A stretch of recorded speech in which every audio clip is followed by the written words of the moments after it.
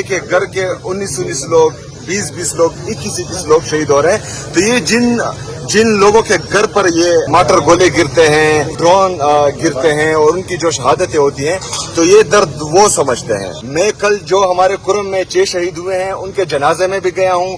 میں نے اپنے شہید فوجی کی میت کو کل جو ہے اپنا کندھا دیا ہے، لیکن وہ یہ کندھا یا اس شہید کی میت کا بوجھ 80,000 شہداؤں کا بوجھ تھا میرے کندھے پر کل. جو یہ ہم نے قربانیاں دی ہیں، خیبر پختونخوا نے 80,000 جانوں کا نذرانہ دیا ہے. ہمارے 6,000 سے زیادہ ہمارے فوجی بھائی، ہمارے پولیس شہید ہوئے ہیں.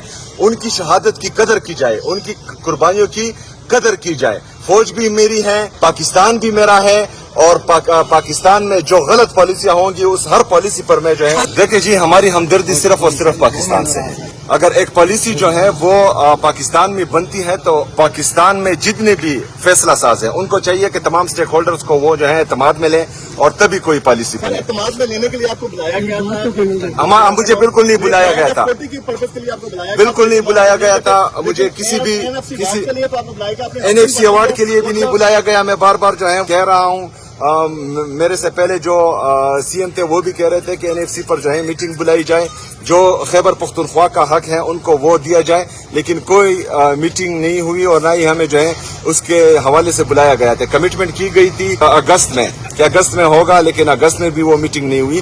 یہ نومبر میں ہوگا تو میں NFC کی میٹنگ میں ضرور جاؤں گا انشاءاللہ تعالیٰ، اور اپنا حق مانگوں گا، اپنے صوبے کا حق مانگوں گا.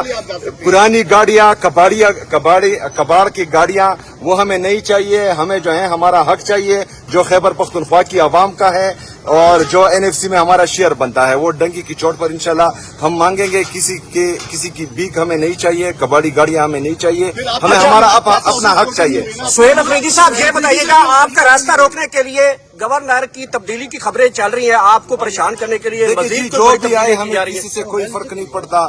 جو ہمارا آئینی اور قانونی راستہ ہے، عوامی مینڈیٹ سے ہم آئے ہیں اور انشاءاللہ تعالیٰ عوامی مینڈیٹ سے ہی ہم رہیں گے. گنگا پور یہ والے حربے سارے آزما چکے ہیں، تو آپ کوئی نیا حربہ بھی استعمال کر سکتے ہیں یا نہیں؟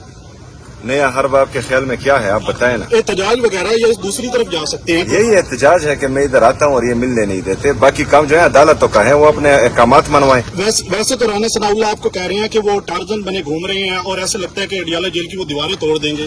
ہم دیواریں توڑنے والے نہیں ہیں، ہم آئین اور قانون کو توڑنے والے کو انشاءاللہ تعالیٰ قانون کے کٹہرے میں لائیں. میرا لیڈر ہے، میرا قائد ہے، جو ہے 2 سال سے ان سے ملا نہیں ہوں، تو میں تو ڈیفینیٹلی چاہوں گا کہ اپنے لیڈر، اپنے قائد سے جو ہے میری ملاقات ہو، لیکن بہرحال دیکھتے ہیں کتنا روک